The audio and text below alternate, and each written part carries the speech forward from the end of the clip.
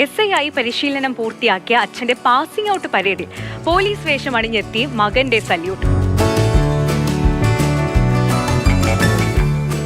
ഞായറാഴ്ച രാവിലെ തൃശൂർ രാമവർമ്മപുരം പോലീസ് അക്കാദമിയിൽ വെച്ച് സബ് ഇൻസ്പെക്ടർ പരിശീലനം പൂർത്തിയാക്കിയ സേനാ അംഗങ്ങളുടെ പാസിംഗ് ഔട്ട് പരേഡായിരുന്നു.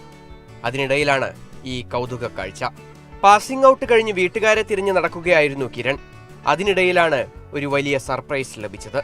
അച്ഛനെ സ്വീകരിക്കാനായി 3.5 വയസ്സുകാരൻ മകൻ പോലീസ് വേഷത്തിലാണ് എത്തിയത്. 3.5 വയസ്സുകാരൻ മാനവ് അച്ഛന് മുൻപിൽ ഒരു സല്യൂട്ടും നൽകി.